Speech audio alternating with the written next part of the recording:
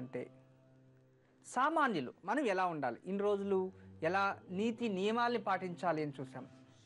మనలో చేంజెస్, మనం ఎలా ఉండాలి, కుటుంబంలో ఎలా ఉండాలి, ఇంట్లో ఎలా ఉండాలి అనేదాన్ని ఫస్ట్ తెలుసుకోవాలి.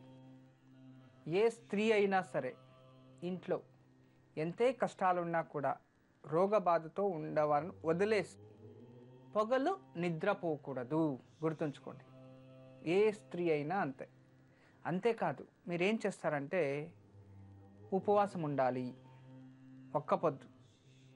అదేనో వాళ్ళు కొందరు చాలా కన్ఫ్యూజన్లో ఉన్నారు జనాలు కూడా. గురుగారు రోజు యోగక్షేమం చేస్తూ ఉంటామండి, మాకు చాలా మంచిగా అనిపించింది, చాలా మంచిదయింది, మా ఆఫీస్కి వచ్చి చెప్పేవాళ్ళు. రోజు ఒక్క పొద్దు ఉండాలేమండి అని అడుగుతారు. అంటే వాళ్ళు రోజు ఒక టైం తినుకోంటే ఏమైపోతారు? నేనేం చెప్తానంటే మీరు శాకాహారులు అయ్యాలి ఫస్ట్.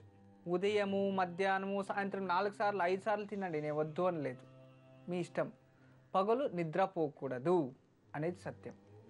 మనం ఏదైనా ఉదయం లేస్తాము, స్నానం చేసి చక్కగా ఇంట్లో దేవుడు పూజ చేసి మధ్యాహ్నం పడుకొని నిద్రపోయామనుకోండి, ఉదయం పూజ చేసిందంతా దండగా వేస్ట్. మళ్ళీ ఇంకొందరు ఏం చేస్తారు, ఉదయం లేస్తారు, స్నానం చేస్తారు, మధ్యాహ్నం ఇంట్లో టిఫిన్ అందరితో రెడీ చేసి సాయంత్రం వరకు ఉపవాసం అలాగే ఉంటారు, ఏమి తినొద్దు, వద్దు.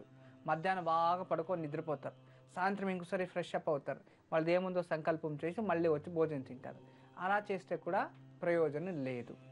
అంటే ఎవరైనా సరే, అది స్త్రీలు కావచ్చు, పురుషులు కావచ్చు, పగలు నిద్రపోయే వారికి దారిద్రం ఎక్కువ వస్తుంది. చూడండి, ఇంకొక ప్రశ్న మీరు నన్ను అడగకముందు నేనే చెప్పేస్తాను, ఎందుకంటే చాలా మైండ్ కొందరు అంటే లోకో భిన్నాభిరుచి అంటే లోకా భిన్నాభిరుచి అంటే ఏంటి? లోకంలో ఉన్నవారు వివిధ భిన్న అంటే వెరైటీగా ఆలోచిస్తారు అని, ఒకే రకంగా ఎవరు ఆలోచించరు. అవును కదా.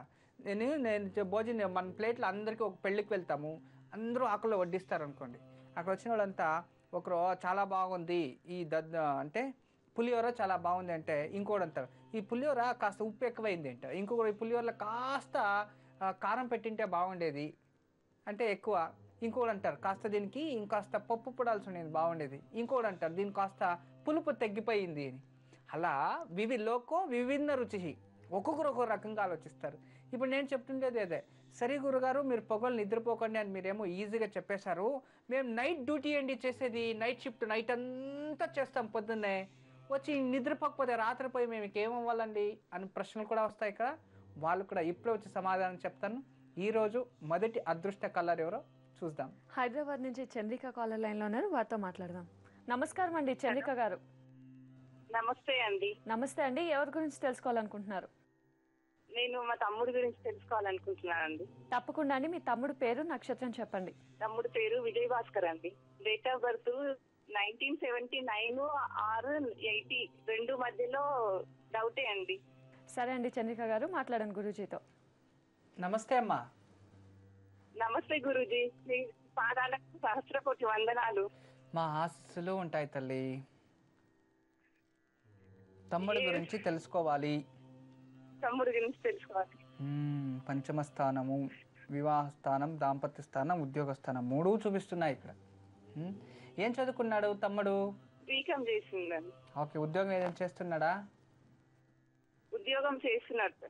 ఓకే సరే తల్లి, మంచిది. జాతకం అయితే మీ తమ్ముడిది చాలా బాగుంది రమల శాస్త్రం ప్రకారము. మీ తమ్ముడికి ఏమని పిలుస్తారు? విజయ్ భాస్కర్ చారి. విజయ్ భాస్కర్ చారి. విజయ్ని ఎక్కువ పిలుస్తూ ఉంటారా, భాస్కర్ అని ఎక్కువ పిలుస్తూ ఉంటారా? రాజు అని పిలుస్తుంటారు. రాజు అని.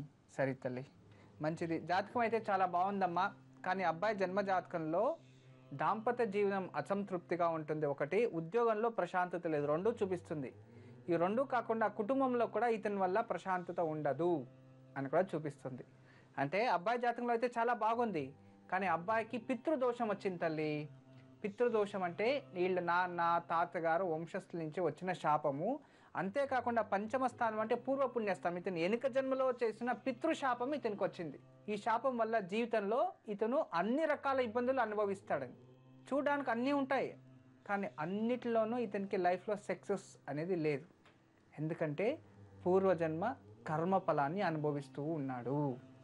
అందువలన ఇతని జీవితంలో ఒక ఉన్నత స్థాయి, ఒక మంచి పేరు, ఇతని వల్ల కుటుంబానికి